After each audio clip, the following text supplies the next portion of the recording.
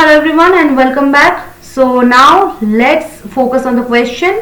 The question says consider the matrix M equal to the 2 by 2 matrix with first row t plus 1 t and second row 1 1 whose entries are polynomials in the variable t. Okay. Now let A of t denote the polynomials in the variable t. Let at denote the polynomial in the first row and first column of m to the power 2025, and let bt denote the polynomial in the first row and second column of m to the power 2025.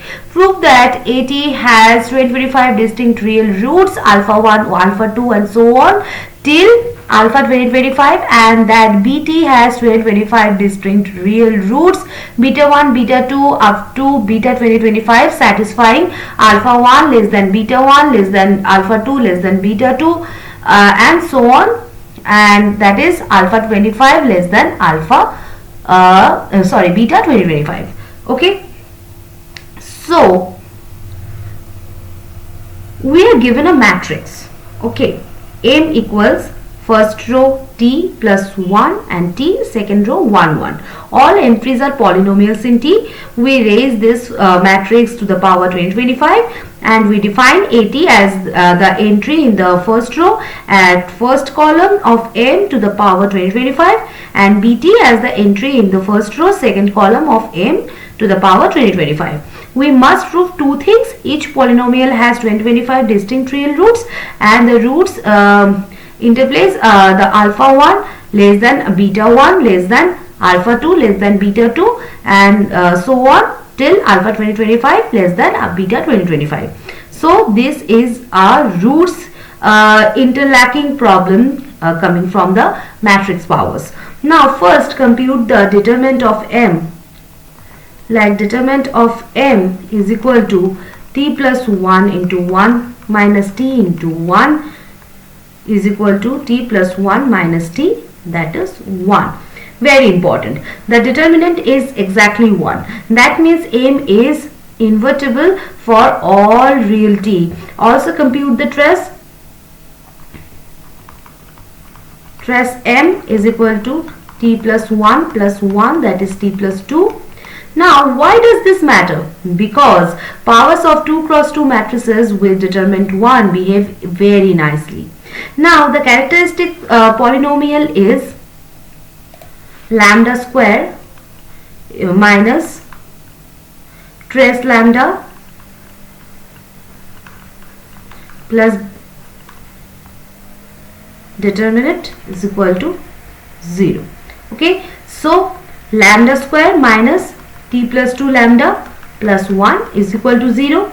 Call the eigenvalues lambda 1 and lambda 2. Since determinant is 1, so lambda 1, lambda 2 is equal to 1. That is extremely important. So one eigenvalue is the reciprocal of the other. Now the discriminant is t plus 2 whole square minus 4. That is t square plus 4t plus 4 minus 4, that is t square plus 4t, that is t into t plus 4. So if t is between minus 4 and 0, then t into t plus 4 less than 0.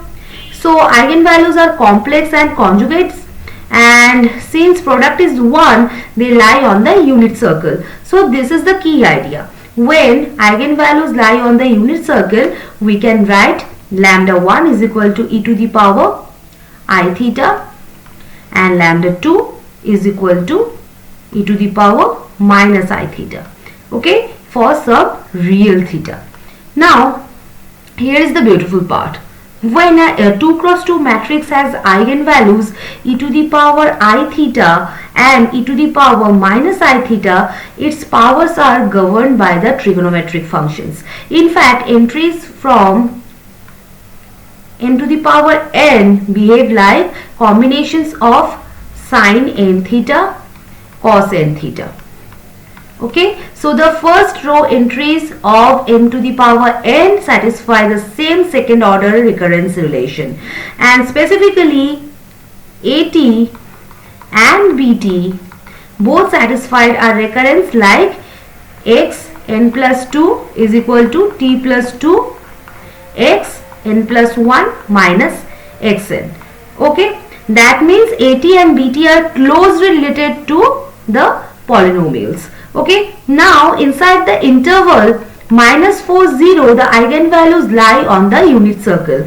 In that region, the entries oscillate like sine functions.